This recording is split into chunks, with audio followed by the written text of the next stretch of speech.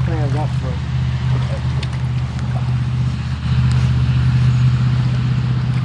tough day. Hey guys, thank you all for tuning into the channel today. Today's video is from our first trip of the 2021 season. Larry and I decided to start on the Tug Fork this year, and we had a great weather forecast. The water was a little fast, but it looked perfect. All the conditions pointed towards a great day of smallmouth fishing. But like the 90s philosopher Outcast once said, you can plan a pretty picnic, but you can't predict the weather.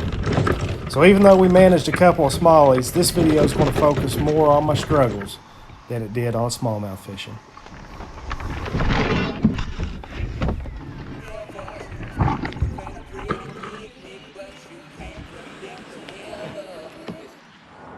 As I stated earlier, we expected the bite to be really good today. I started out throwing a white chatterbait, but after a few minutes on the water, I realized that I'd made a really stupid mistake. We fished this stretch before, but the current had twice the volume this trip than it did on our last float in the fall. Now, Larry and I both use a combination of drag chains and manual anchor poles as our anchoring systems. My problem was I only had one piece of chain and needed two or three to slow me down. So I was blowing right through some of the better fishing spots. And if you're familiar with river fishing, you know that using a manual anchor pole in swift water can be very dangerous. So I was waiting for a slower pull to utilize it. And this is what happened. Now guys, I'm sitting here stuck in the middle of the river. Got my manual power pole down. I can't get it loose.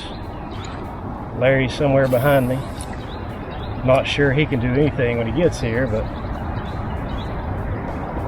maybe we'll try something. So I'm just gonna sit here and fish in the meantime. Now this is a good example why it's always important to have a partner with you when you're out kayak fishing. You never know what you may run into. Things happen unexpectedly. And if Larry hadn't been with me today, I'd have been in some trouble. At the very least, I would have had to taken a swim, jumped in, and drug my boat to the bank. So it's always a good idea to get you a partner to go with you. Now, I've cropped this out, but I probably sat here close to an hour waiting on Larry to get down to me. So thank goodness he was there, and I'll show you how he got it loose here in just a second. But to make things worse, one of the locals on the bank next to me decided to come out and start shooting his gun, which didn't help anything with my nerves already shot from the situation.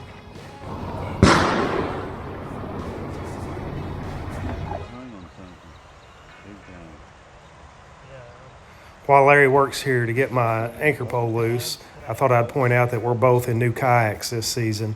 I picked up a new 2021 Coosa HD. I was already in a Coosa HD. I just upgraded to a newer model. The color I'm in is the earth color.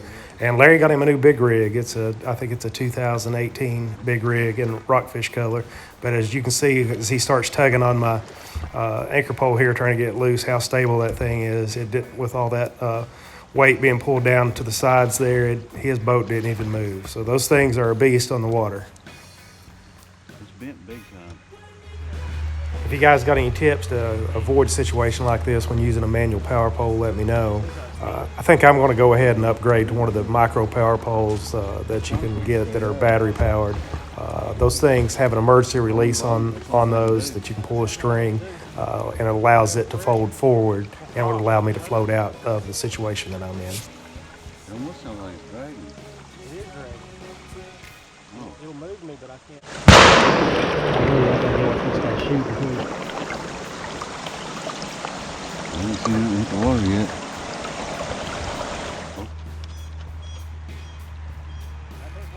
If you're not familiar with how these attach to the kayak, it has 4 bolts that holds it to the kayak, and Larry had to actually unbolt the whole thing, take it loose, and he was able to free the power pole.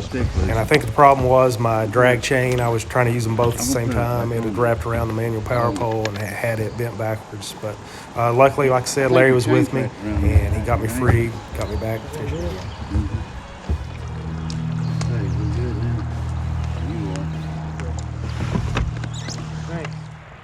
Now for the stuff you guys probably tuned in to see, the smallmouth fishing. The bite was slow on us today. It wasn't what we expected it to be, but we did manage to get 2 or 3 fish.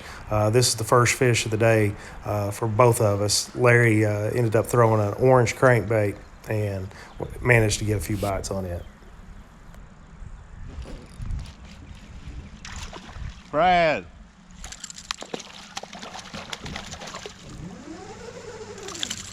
Orange crankbait.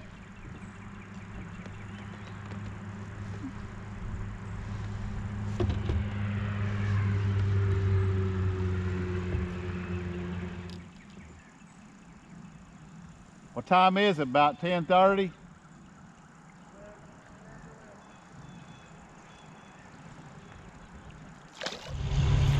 We had a forecast of 70 and sunny for the day, but about 3 hours into the trip, rain started to fall, and it was actually accompanied by some thunder and lightning.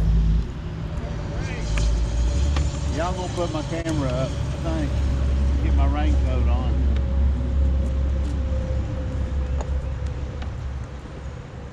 On our GoPro cameras that we run, we typically run those on external power, and you have to remove the side port to do that. And so they're not waterproof in that situation. So usually when it starts raining, we have to break them down and put them away.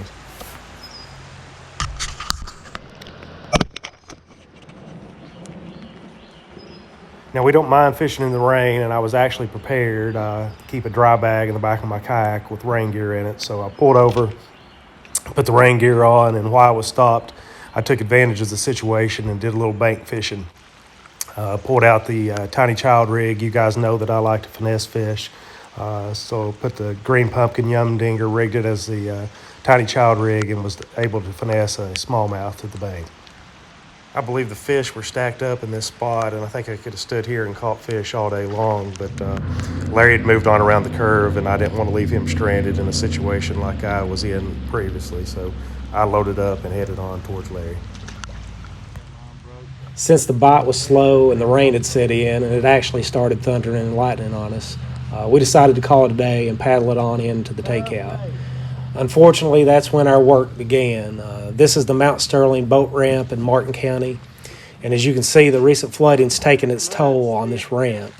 Last fall, we could back our trucks right down to the water, but as you will be able to see in just a moment, the parking area is covered in 6 to 8 inches of mud, and you need a four-wheel drive right now just to navigate around the parking lot. I actually had to put it in four-wheel drive to turn our trailer around up there.